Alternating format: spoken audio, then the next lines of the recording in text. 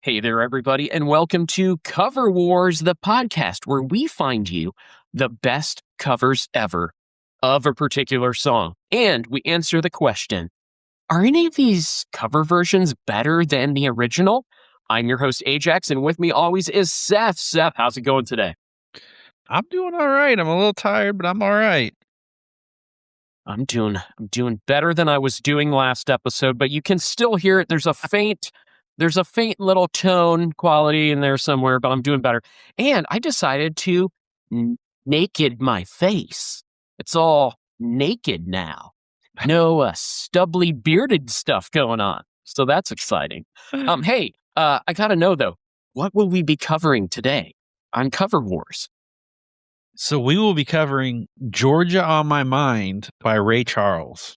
Oh yeah, let's do this. It's moonlight through the pines. Cover Wars, the podcast where we find you the top 3 covers of our popular song. We pull from a curated playlist of 20 different versions. We reveal our top 5 favorites, then we battle it out in a cover war, where we reveal what we've determined, culminating in the best cover ever of a popular song.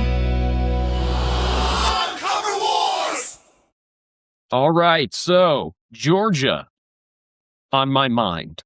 Seth, was Georgia on my mind on your mind when you decided to pick this one for the Cover Wars episode here?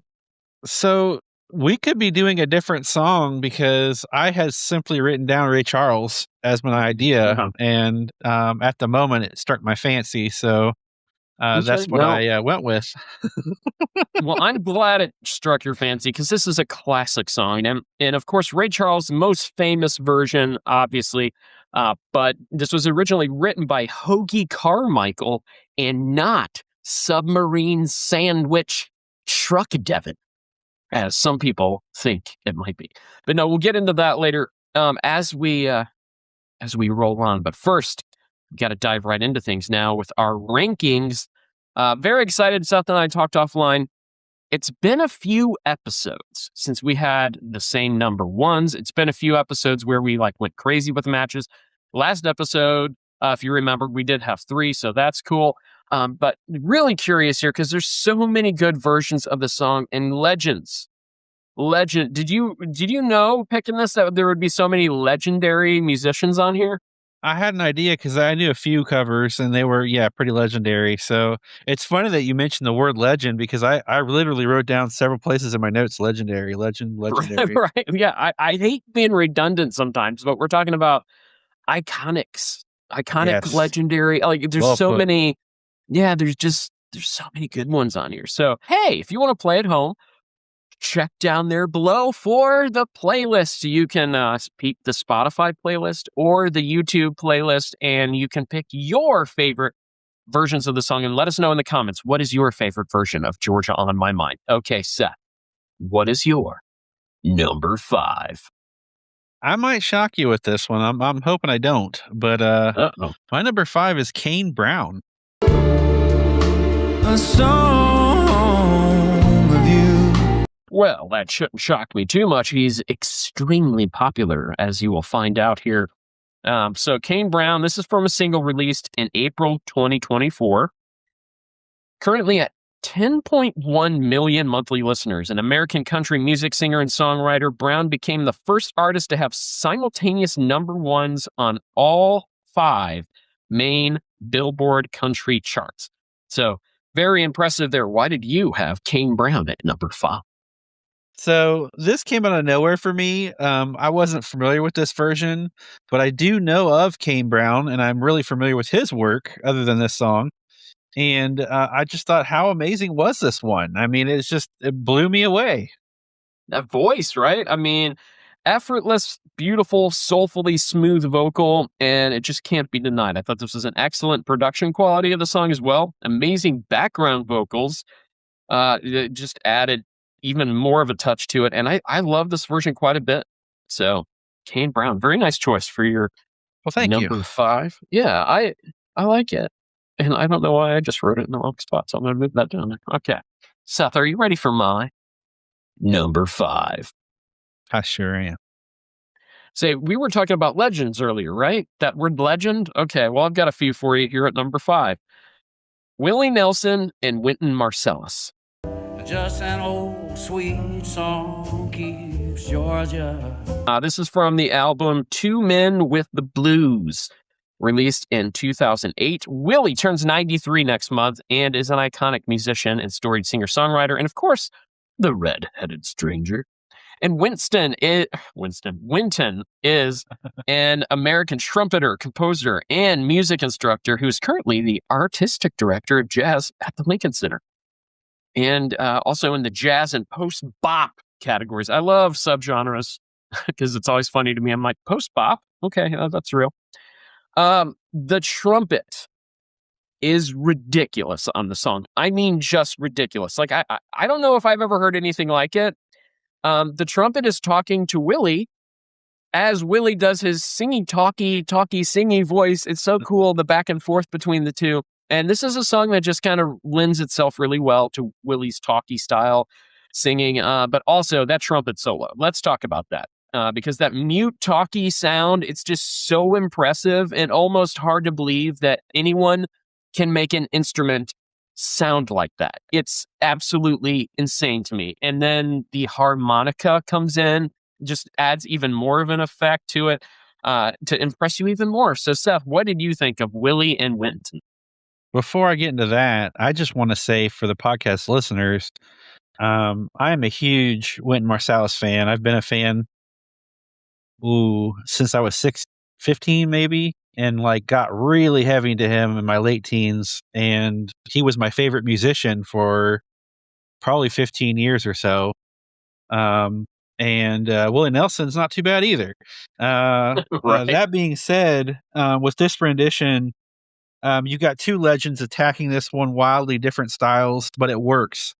And it just works well. I might have this on vinyl, and there's one other recording I think on the list that I have on vinyl as well.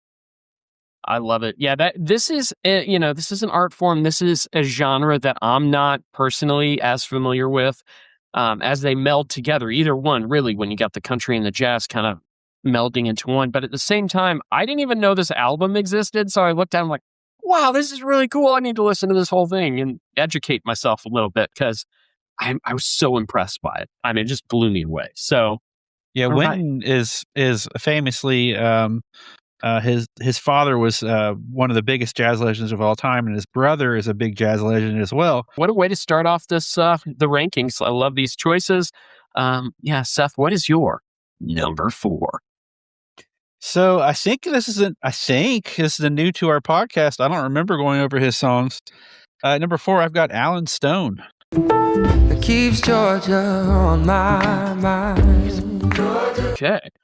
Yeah, I don't know. I think there might have been one other one that we just might not have even picked him, though, was the thing with that. I could be, but this is from a single released in October of 2018.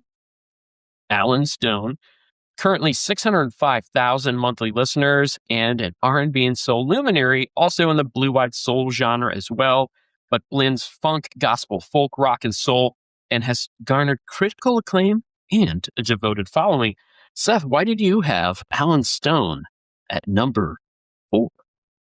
I simply wrote down hip and soulful, playful with great vocals. He has a vibe. If you listen to his stuff, you pick it up immediately, and you don't want to put it down. It's just really good stuff. And I wasn't familiar with his take on this song either, but wow, it was just so impressive.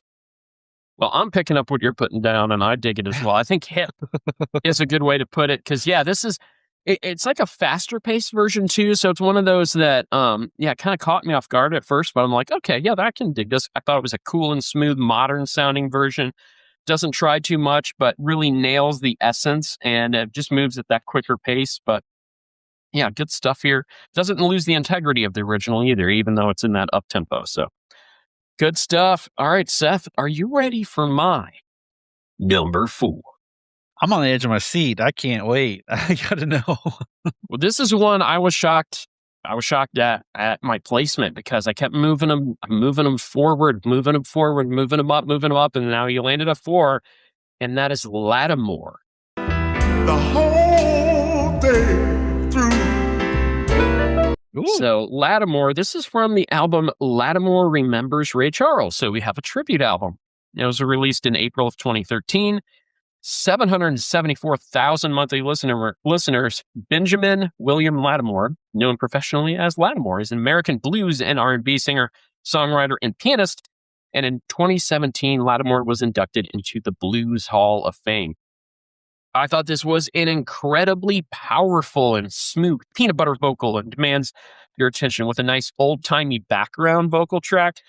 Just an impressive and enjoyable listen, but he just belts these vocals out and just commands the lyrics, helms the song with such an emotive compassion and strength. I just love this version. Seth, what did you think of Lattimore's version? I wrote down soulful, strong vocal, great instrumentation. So this was a nice. There is not one bad version of this song on this playlist. Absolutely not. Yeah, I love it, love it, love it. Okay.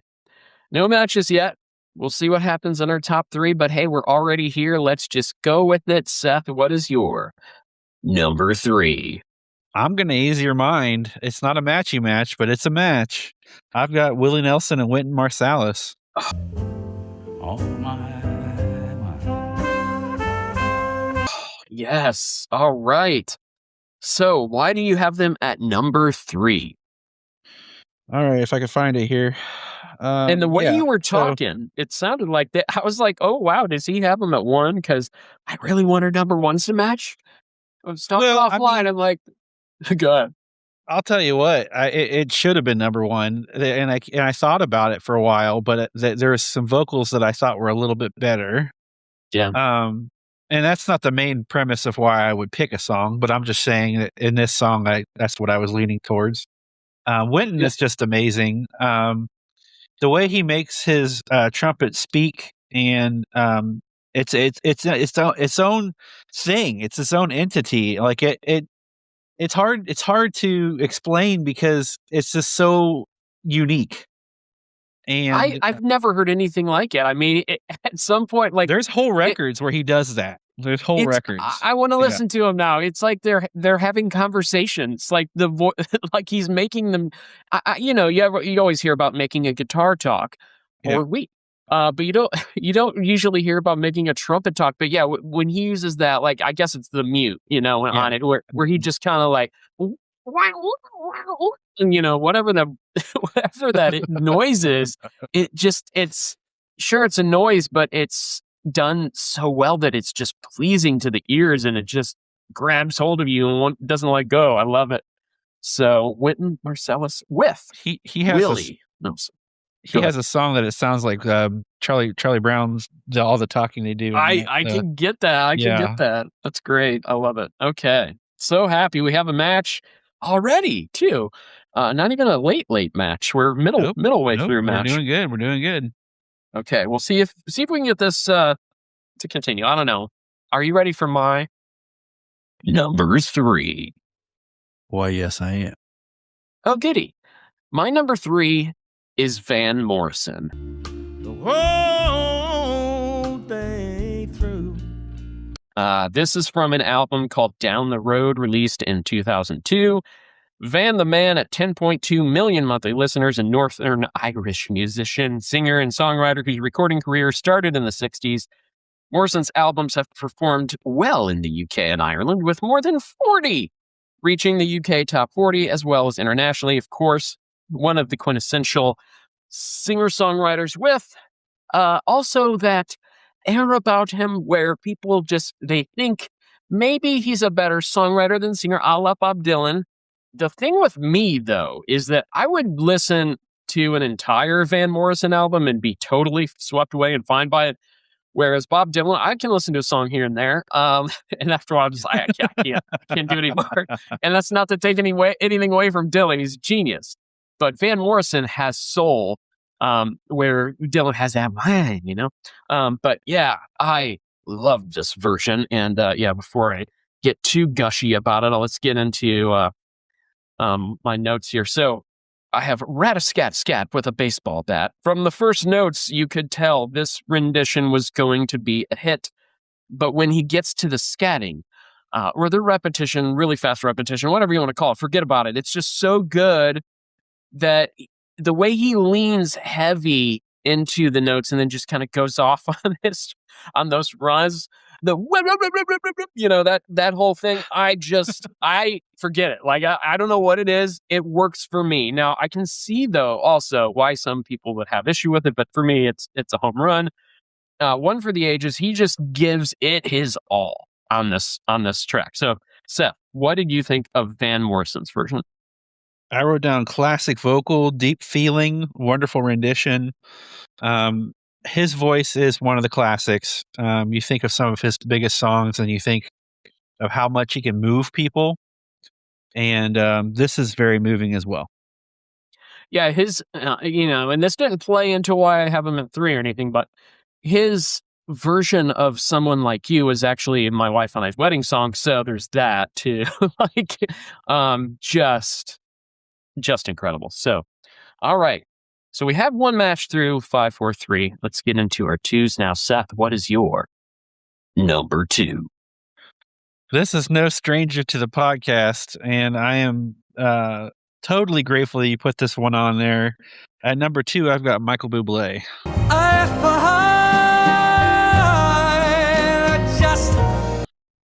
Oh, Bublé.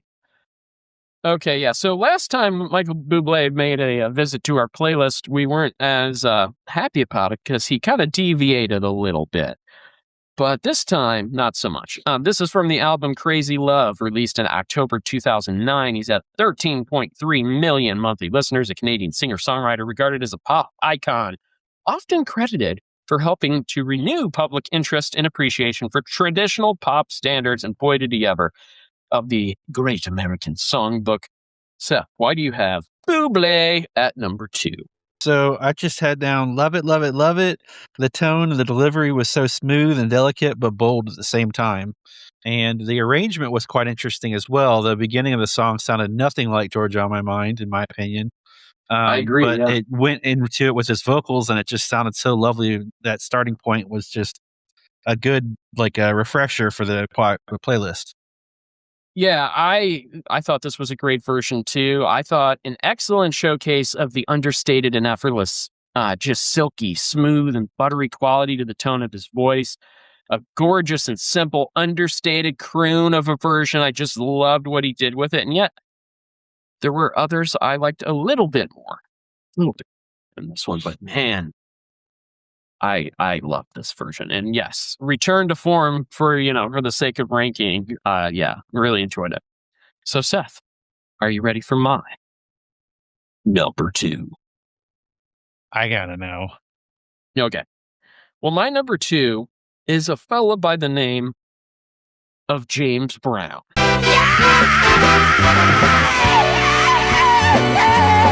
Okay, this is from an album called It's a New Day, Let a Man Come In, released in June 1970. James Brown still at 4.8 million monthly listeners, an American singer-songwriter, dancer, musician, record producer. He basically let funk music guide the way. He was a major figure of the 20th century music platform. He is referred to by various nicknames, among them Mr. Dynamite, the hardest working man in show business, minister of new super heavy funk, Godfather of Soul, King of Soul, and Soul Brother #1, Mr. James Brown. In a career that lasted more than 50 years, he influenced and developed several music genres.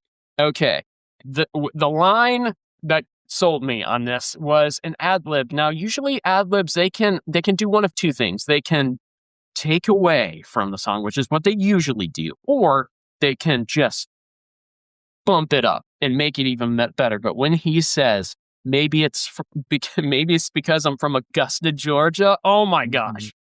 I love that ad-lib. It's so good. I just love that we get to hear a younger James Brown doing a Ray Charles classic, put his own pizzazz on it. He just nails all the emotion and the soul. Doesn't hold back one bit, just gives it, goes for it. We hear those eccentric screams and howls and grunts and groans that became part of his persona. And then we get to hear it on this cover of his classic song. Are you kidding me? James Brown. I got to know what you thought of the one and the only James Brown's version. So I love this take. What you said was what I thought about it too. I like the ad lib. That really was the highlight of the song. His cry when he sings is amazing. Just absolutely incredible version. Yeah, I really dug this one as well. Okay, Seth. We've arrived at number one. Now, here's the thing about this number one. I just want to put it out there before you reveal yours.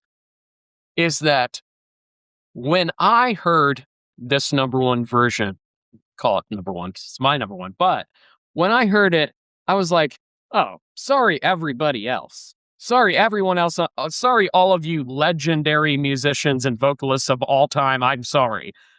What? Like, there's no other. So I'm very curious to know, Seth, what is your number one? I am a fan of this person. I know quite a bit about him. And my number one is Charles Kelly. Just an old sweet song.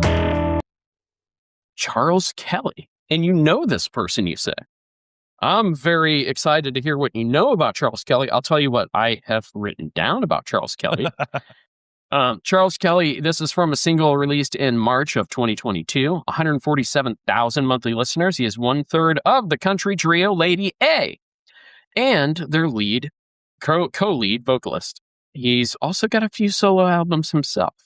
I thought he's incredible voice filled with pain and grit, which I almost wish he leaned into it a little bit more, but at the same time, he practices so much restraint and you can feel the restraint. I think that's very admirable. And this is just a nice, impressive modern take with a believable tone. Execution's perfect. Well done.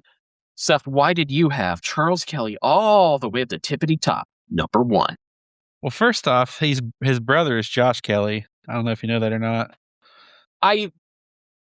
Okay, so Josh Kelly, we actually had him discussed on a prior. I was recently. thinking, okay, Kelley, because there's not a lot of EY action. So I was wondering.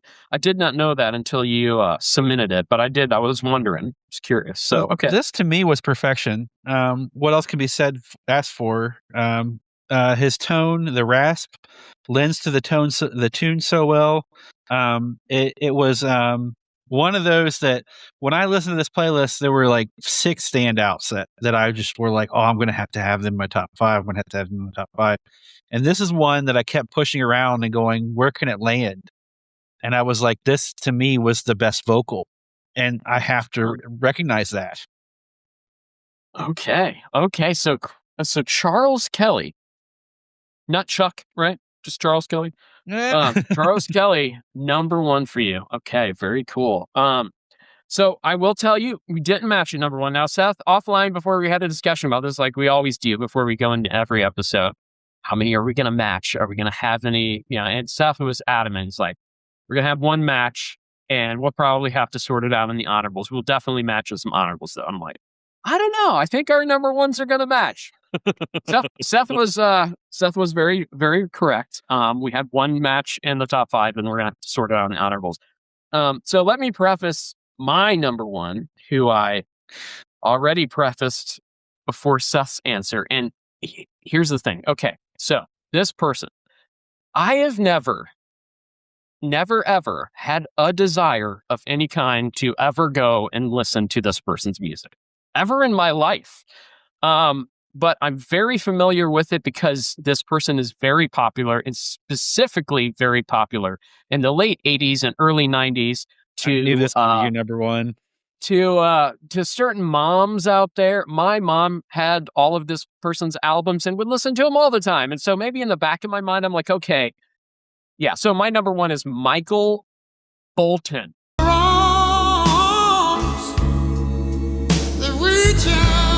Different Michael. I knew it. Michael, I just knew it. But Seth, I didn't know that this would ever be a thing where we're having a discussion. This is kind of like Neil Diamond a few episodes ago, where I'm just like, why am I picking Neil Diamond for number one? I just thought it was great. Michael Bolton, of all people. And okay, so here, here's where you can find this version. This is from an album called Soul Provider, released in June of 1989. He's got 5.3 million monthly listeners. He's an American singer and songwriter. Bolton performed in the hard rock and heavy metal music genres, which I did know that. I don't think I've ever listened to him or tried to seek it out. But yeah, he was in a band called aJaX. And, I think that's why Jack Sparrow became a thing with the SNL digital short. If you know, with The Lonely Island. But it's just, okay. So he goes from heavy metal to soft rock, pop rock, and blue-eyed soul as a solo artist in the mid-'80s. Mostly, though, in the late 80s and early 90s. And then he becomes hugely popular, but on adult contemporary radio. And just, for me, I was like, forget about it. This is hands down the best version. Nothing else even comes close. All these legendary voices, musicians out there. The places he goes with his voice are just unbelievable. He goes 0 to 1 billion in like 0.2 seconds. It's incredible, the acrobatics he can do with his voice. Phenomenal. Unbelievable. All the adjectives all rolled into one. Simply put, he's got a poignant production behind him. He's got organ and drums. They really add a nice touch, but his vocals are the star of the show here. Just slays it. Deserves all the praise. Ridiculous. So you thought I might have him at number 1, and you are correct. Seth, what did you think, though, of Michael Bolton's version? I wrote down, I really like this one. I respect him, but I didn't know he could do this. Like, this was otherworldly. Yeah. Yeah, and I think it has to do with a lot too. Like I've written as a song "When a Man Loves a Woman," like that's like his most known song. But I don't remember hearing this song. And when I heard it though, it's almost like I heard it a million times because it's like I should know this version and I don't. Yes. And it's just when I heard it, I'm like, well, everybody else lost. And when I kept going back to the playlist, I'm like, yeah, everybody still loses to Michael Bolton. But where will he shake out in the Quintessential? As we just have one match. So we'll see. So before we get into our honorable mentions, let's remind everybody of placement because that will play an important role here. I had Willie Nelson and Wynton Marsalis at 5. Seth had Willie Nelson and Wynton Marsalis at 3. Our only match in our top 5 of the cover versions of Georgia on My Mind. Seth, let's run down your 10 through 6 in the honorable mentions. Go ahead.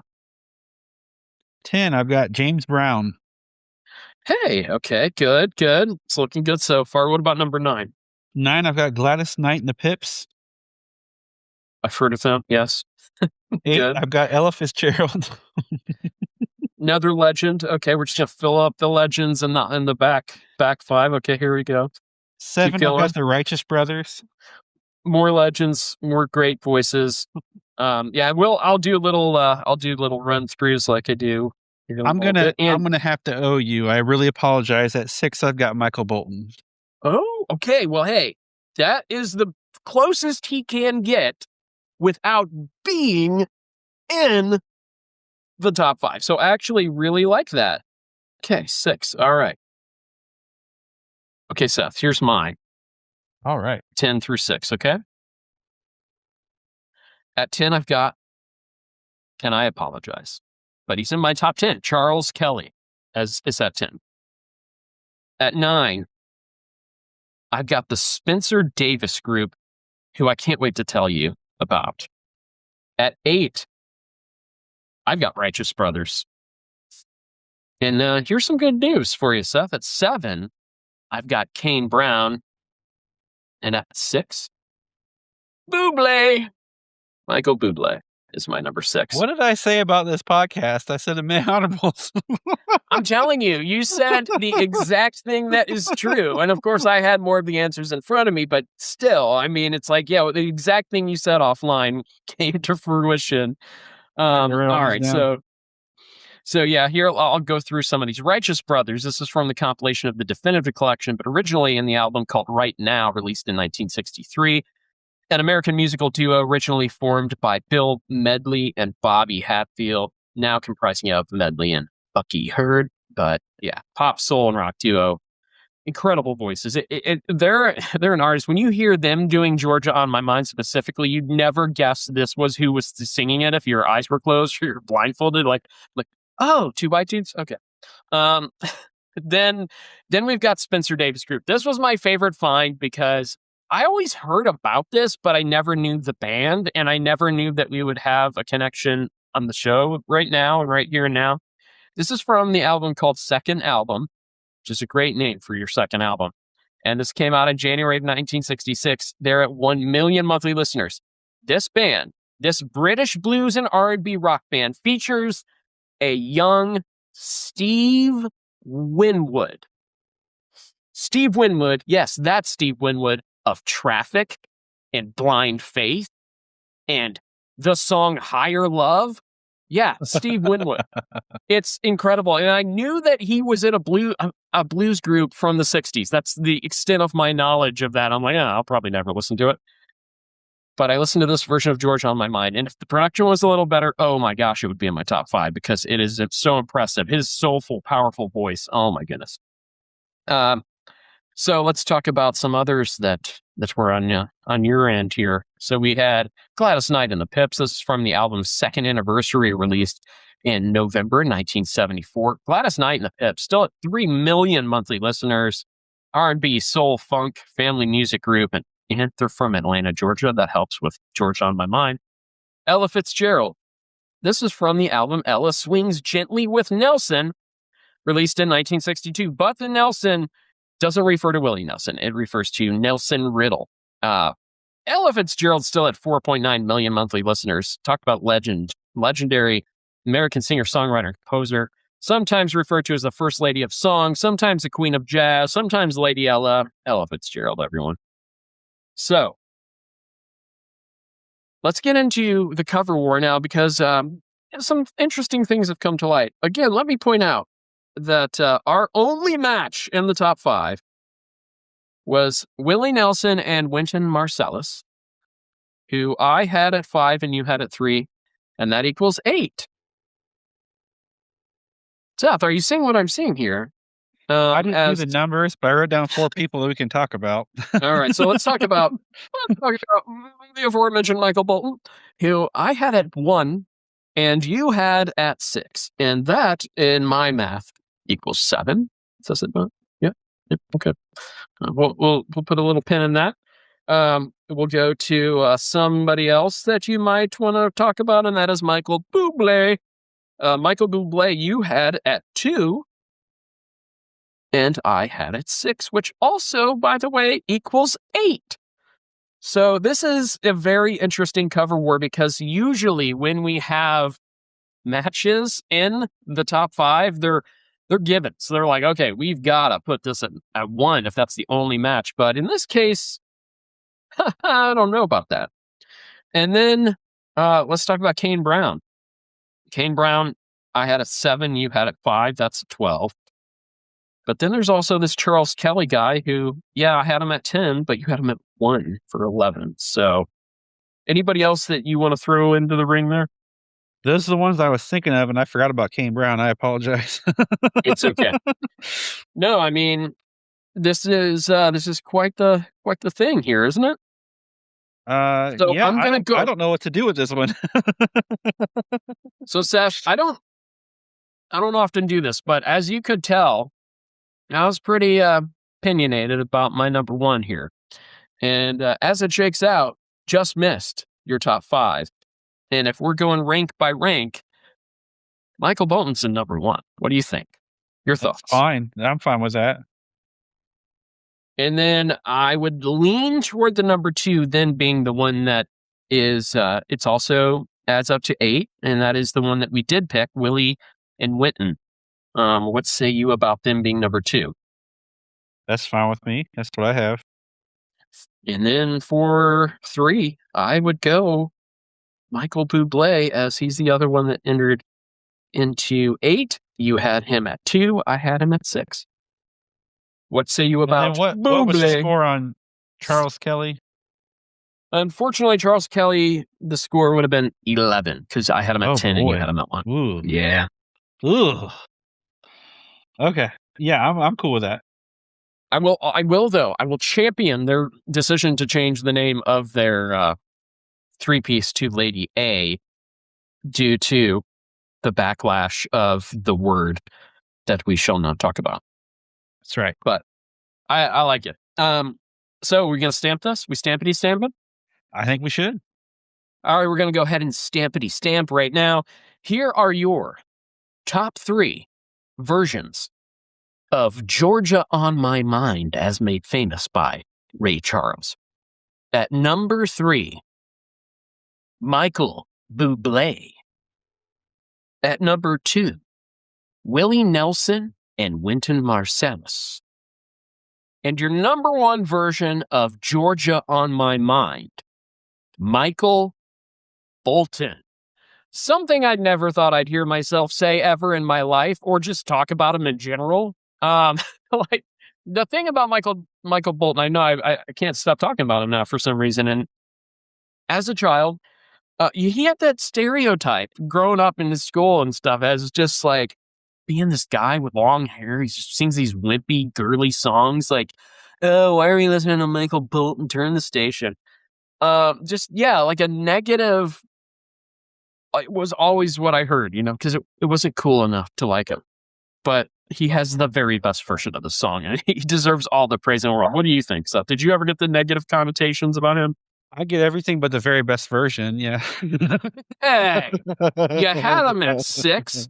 Just because you liked 5 more ahead of him. The game is what the game is.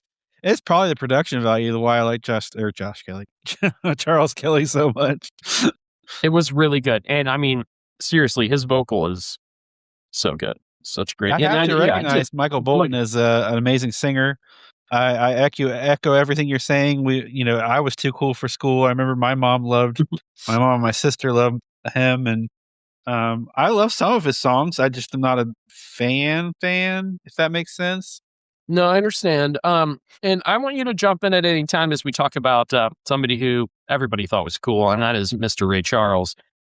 So, Georgia on My Mind is a 1930 song written by Hoagy Carmichael and Stuart Gorrell, and first recorded that same year by Carmichael at the RCA Victor Studios at some street in New York City. The song has been most often associated with singer Ray Charles, who was a native of the U.S. state of Georgia.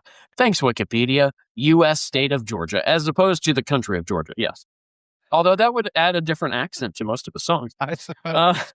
It was recorded in 1960 for his album called The Genius Hits the Road. And of course, he was active all through the 50s, too. I mean, Ray Charles went way back. Over the coming years, the song would be recorded by many artists. And this is kind of like, I almost threw this on there, but I couldn't in good conscience do it. Louis Armstrong, Coleman Hawkins, Mildred Bailey. Decades later, it would be recorded by swing artists like Fats Waller, Django Reinhardt, Ethel Waters, and big bands like Artie Shaw and Glenn Miller. The Louis Armstrong version is on there, and I'm just like, but that was pre-Ray Charles, so I couldn't bring myself to include it because we're talking about the Ray version, baby. It was not till 1960, 30 years after its release, Ray Charles recorded his version of the song that went to number 1 on the Billboard magazine Hot 100. Charles' hit rendition would become the most widely known version of the tune from this time on, and Charles, being born in Albany, Georgia, along with his stellar performance, likely cemented the Georgia state connection. Absolutely he did. Seth, did you have anything to add about Ray Charles' version? I will add this because as a Ray Charles fan, if you haven't seen the movie with Jamie Foxx, please go out and see this movie. It tells the life story of him and his very difficult life that he led. That's unbelievable. Yeah. And then, and also a little tidbit I'll add to it is that it also shows a little scene where you get to find out that him and Quincy Jones were friends. So that's pretty cool. Absolutely. That movie is so good. Worthy of all the praise and the awards it got, of course, Jamie Foxx. I mean, are you kidding me? Like Probably one of the best acting jobs, ever. Forget about biopics. I mean, just any movie ever. I will add to this too, along with the movie, is that before the filming ended, he got to spend time with Ray Charles, and they would play piano together. And a lot of people don't know, Jamie Foxx is classically trained, and so he said, I may have told you this story before, but he said that he was playing along with him while they were playing jazz, and he was doing fine. And then Ray Charles goes, "Let's play some Monk," and he's like, "Monk?"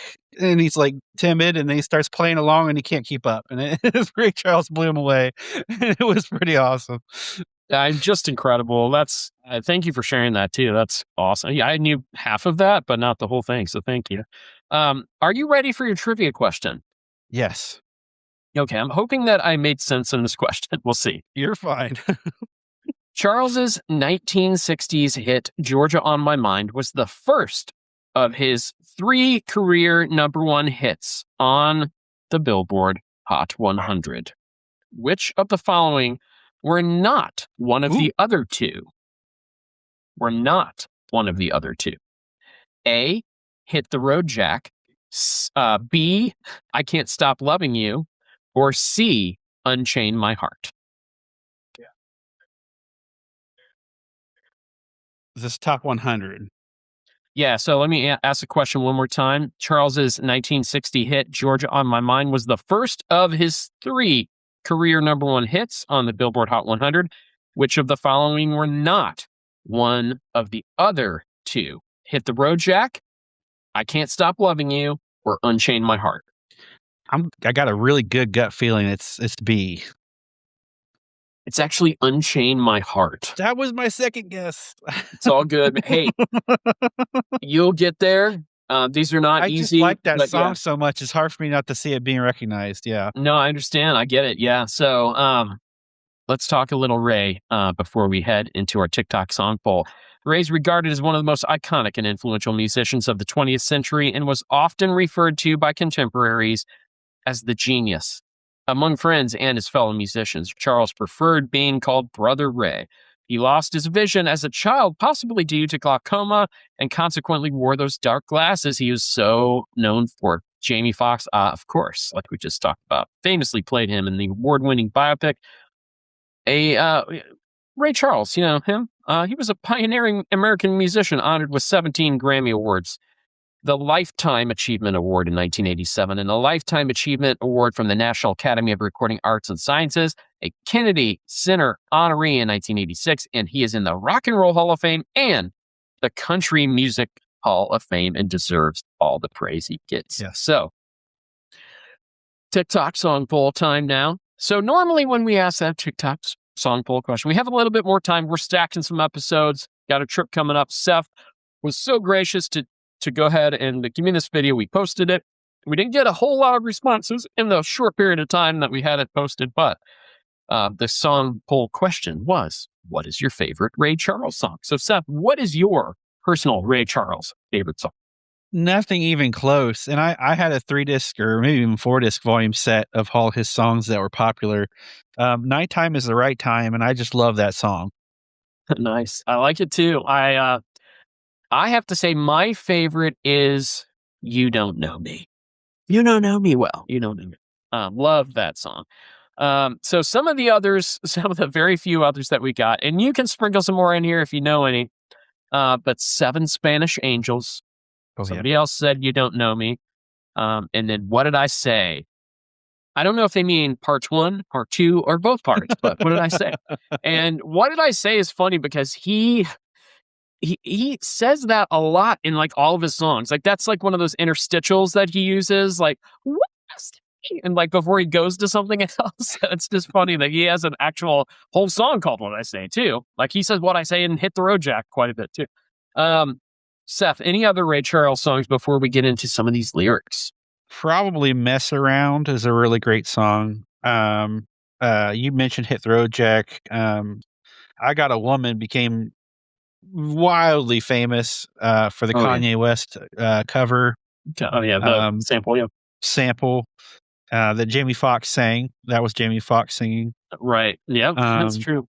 Which is the best part of the song now in retrospect. Yeah. Hallelujah, I Love Her So. Like you mentioned, Unchain My Heart was a great song. I'll throw Ruby in there too. Ruby, yeah, great song.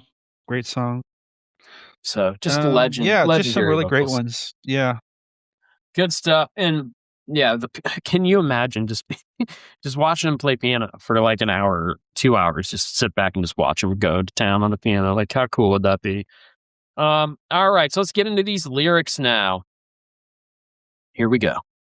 Georgia's own Ray Charles singing about Georgia. Georgia. Georgia. The whole day through. Just an old sweet song keeps Georgia on my mind. Georgia. I said Georgia. Georgia. A song for you. A song for you. Comes as sweet and clear as moonlight through the pines. Other arms reach out to me. Other eyes smile tenderly. Still in peaceful dreams I see the road leads back to you. I said, Georgia, oh Georgia, no peace I find, no peace I find. Just an old sweet song keeps Georgia on my mind. Georgia on my mind.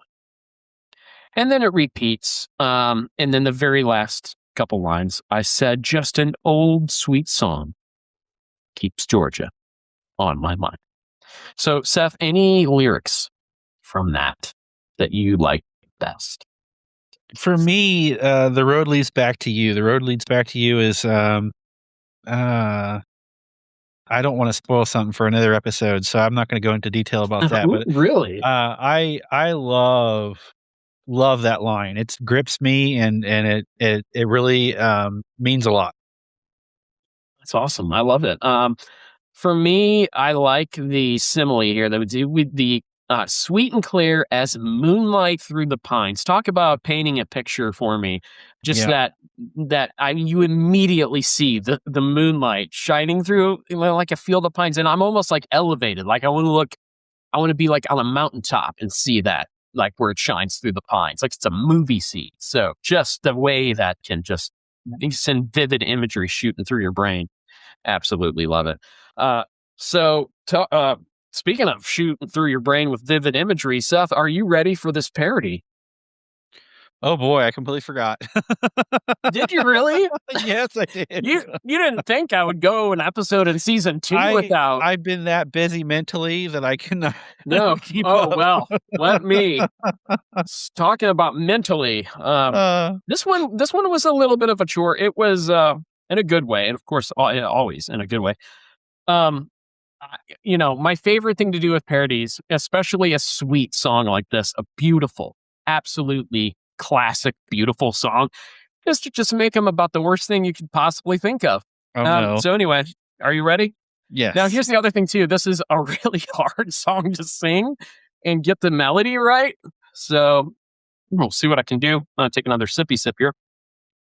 You'll be fine. I don't know. Torture.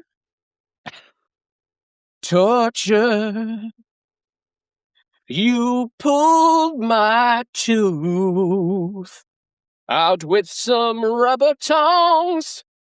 You got torture on your mind. I said torture.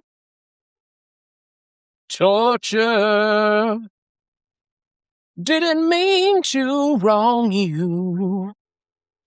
Don't you paper cut me there between my fingers 40 times. Your arms reach out for me.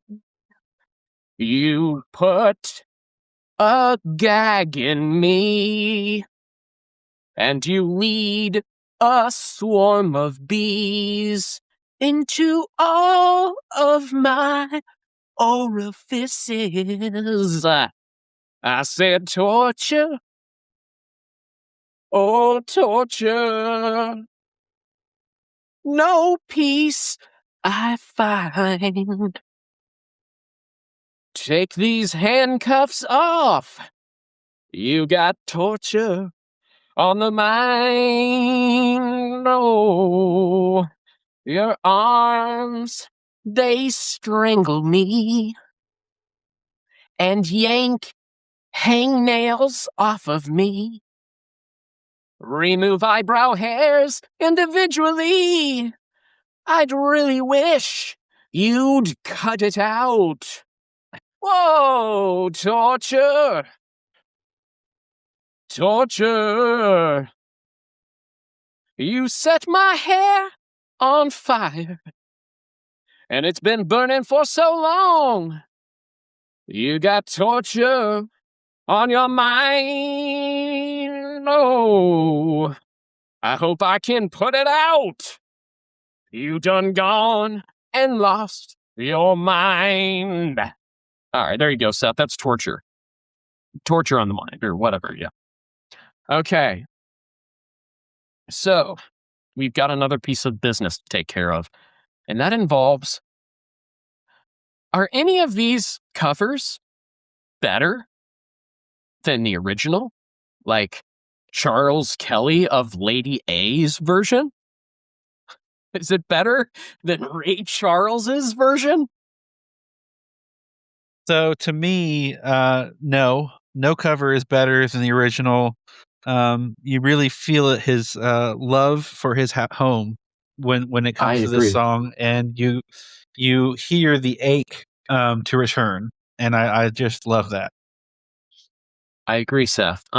You almost convinced me with what you just said, because I mean, the connection alone should do it, right? And then we're talking about one of the most legendary singers of all time, of any generation.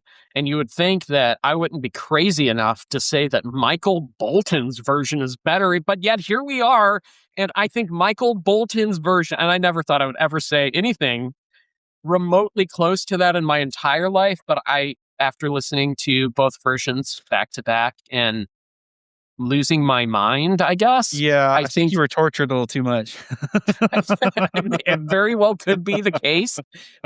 But and here's the crazy part, is that negative connotation. I thought Michael Bolton was torture back in the day when my mom would play him over and over again on car rides. I'd be like, Mom, we have to listen to Michael Bolton again. But now I could welcome that. It's weird. Life is a circle. Anyway, Seth, this has been super fun. I'm so happy to go on this podcasting journey with you. Are you ready to hear who's going to be on the show and what we're going to be talking about next week? I got to know. Okay, well, you might be surprised to find out that my wife, Tammy, will be our guest on our next episode, and she has chosen a song that I'm pretty sure you've heard of because everybody in the world has heard this song. Speaking of the world, it is one of the 7 continents of the world, and that is Africa by Toto. And so I think she picked a great song, don't you? Yes. I mean, yes. That's a good one, right? Yes. So Toto by Africa. Wait, Africa by Toto. Strike that, reverse. Yes. Seth, where can the lovely people find us if they want more Cover Wars? You can find us at Cover Wars Podcast on YouTube, Cover Wars on TikTok and Facebook. Feel free to email us at coverwarspodcast@gmail.com. And if you have any suggestions, if you want to be on the show, if you want to tell us how we did. Yeah, or, tell us just about how your day was. Are there any songs that you don't think there's going to be enough covers of? We might find them for you. Who knows? Hey, and then also, if you're ever out there and you're all alone and you don't know where to go for songs covered by artists other than the original, Seth and I, we got you covered. Bye, everybody.